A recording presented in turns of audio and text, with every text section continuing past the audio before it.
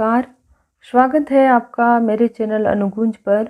साहित्यिक कहानियों की श्रृंखला में आज सुनेंगे पूनम अहमद की लिखी कहानी वो मेरा बेटा है। तो आइए सुनते हैं कहानी वो मेरा बेटा है। संडे था, मैं ड्राइंग में बैठी पत्रिका पढ़ती हुई पार्थ को भी तैयार होते देख रही थी। मन ही मन में अंदाज़ा तो लगा ही चुकी थी कि वह अपनी नई दोस्त तन्वी से मिलने जा रहा होगा। आलोक वहीं बैठे लैपटॉप पर कुछ कर रहे थे।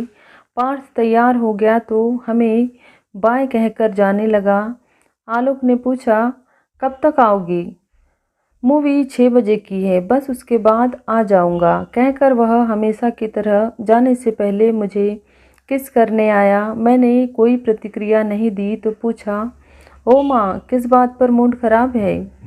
मैंने सिर्फ न में सिर हिला दिया। उसने ज़बरदस्ती ही मेरा मुंह अपनी तरफ किया और मुझे किस करता हुआ हंस दिया।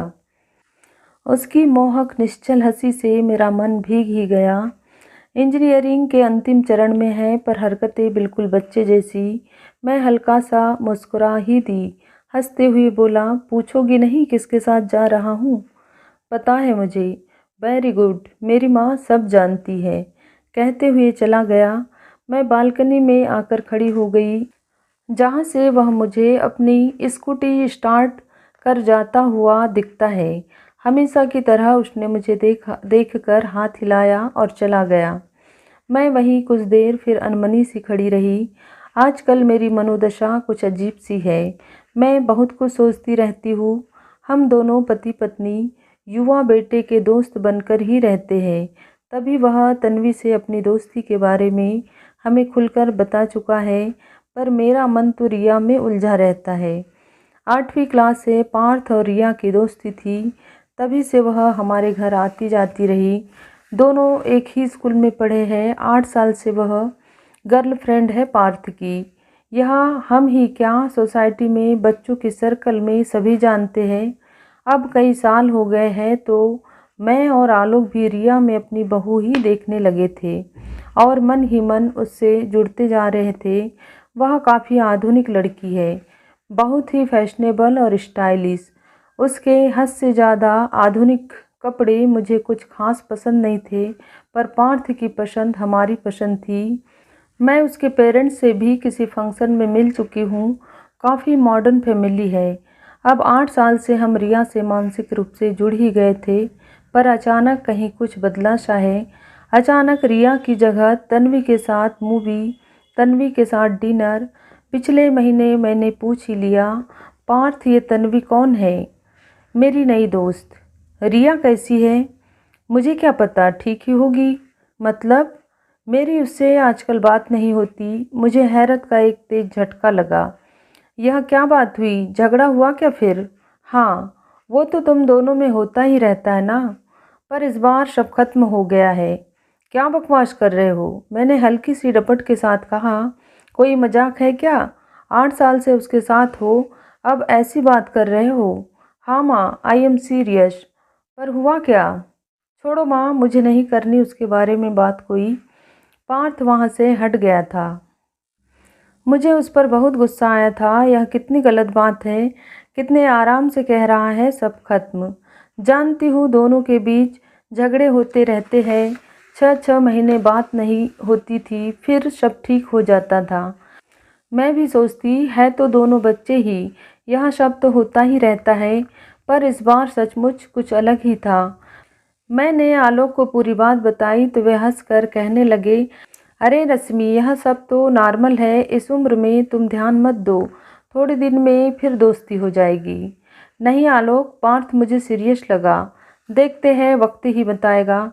मैं पार्थ की हर बात रात दिन नोट करती रहती थी। वैसे भी मेरा जीवन पार्थ के तो इर्द गिर्द घूमता है और वह है भी बिल्कुल वैसा ही जैसा मैं चाहती थी। पढ़ाई में होशियार, फुटबॉल प्लेयर, अपने स्कूल कॉलेज की टीम का कैप्टन, हंसमुख, मधुर स्वभाव वाला। जो भी उससे मिलता है उससे प्रभावित होता ही है, चाहे आलोक का परिचित हो या मेरी कोई दोस्त। पार्थ मुझे जब तब रिया के बारे में बताता रहा है, जैसे कि उसे बहुत गुस्सा आता है, वह नकचड़ी है, उसे किचन की ABCD भी नहीं पता। उसके डॉक्टर माता पिता बहुत व्यस्त रहते हैं और भी उसके बारे में बहुत कुछ। पर अचानक यहाँ क्या हो गया? पार्थ रिया का नाम सुनकर ही उठकर चल देता है। मैं पूछ पूछ कर थक गई हूँ कि हुआ क्या है। अब बस तन्वी है और रात दिन उसकी तारीफ भरी बातें। मैं पार्थ की बातें अब भी उसी मन से सुनती हूँ, पर कहीं मेरे मन में पार्थ से एक शिकायत सी है कि उसने किसी लड़की की भावनाओं से क्यों खेला। एक पल में इतना पुराना रिश्ता कैसे टूट गया। रिया लड़की है, हृदय से कोमल ही होती है ये लड़कियाँ। वह कितनी दुखी होगी। मैंने एक बार उससे पूछा भी, पार्थ यह सब क्या किया? रिया दुखी होगी। माँ, आजकल कोई दुखी नहीं होता, आप इस बारे में कुछ ज़्यादा ही सोचने लगी है। पर फिर भी बेटा, इतना पुराना रिश्ता टूटता है तो दुख तो होता ही है। माँ, आप चिंता मत करो, सब खुश है। ऐसे ही कई दिन बीतते चले गए थे। आलोक ने मुझे आवाज़ दी तो मेरी तंद्रा भंग हुई। पार्थ तो कब का जा चुका था। मैं बालकनी में ही खड़ी पता नहीं फिर क्या क्या सोचने लगी थी। पार्थ रात को लौटा तो बहुत खुश था। तन्वी के बारे में, मूवी के बारे में बताता रहा। खाने का बहुत शौकीन है पार्थ। बोला, माँ, तन्वी को सब कुछ बनाना आता है। मैं हैरान हुई। अच्छा? हाँ माँ, कॉलेज जाने से पहले भी और वापस आकर भी वह अपनी मम्मी की खूब हेल्प करती है। उसे हर चीज़ बनानी आती है। मैंने कहा, वाह, आजकल होती है ऐसी लड़कियाँ। हाँ माँ, जिस दिन उनकी मेड नहीं आती वह उस दिन अपनी मम्मी का सफाई में भी हाथ बटाती है। उसके बताने के ढंग पर मैं हंस पड़ी। माँ, मिलोगी उससे? लेकर आओ किसी दिन? नहीं, रहने दो।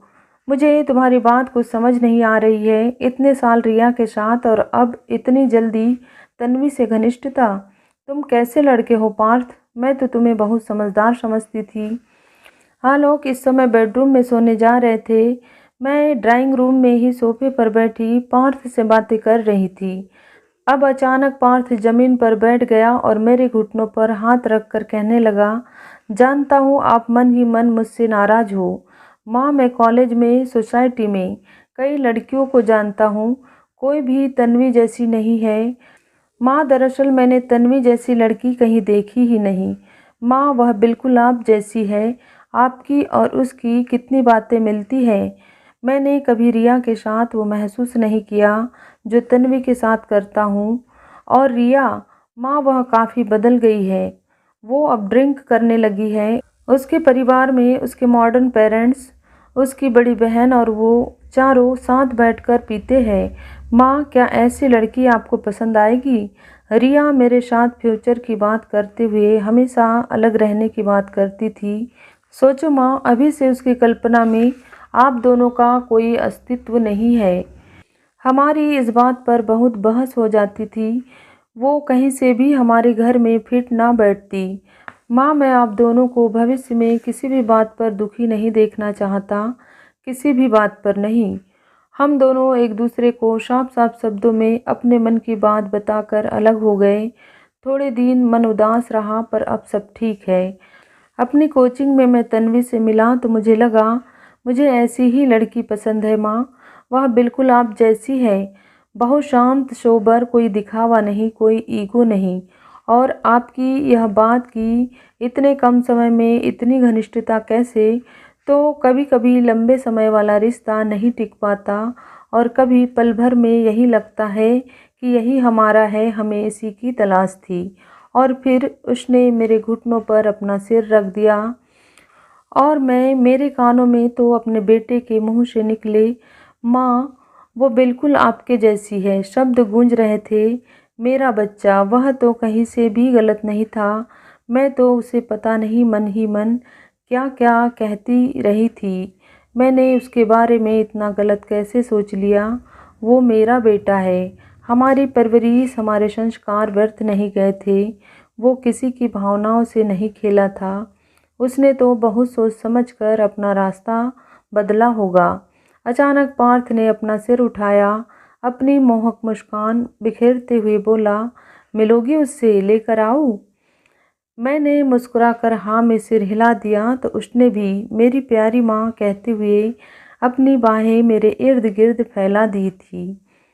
कहानी अच्छी लगी हो तो बेल आइकन को प्रेस ज़रूर करें ताकि ऐसी कहानियों के नोटिफिकेशन आपको मिलते रहे। धन्यवाद।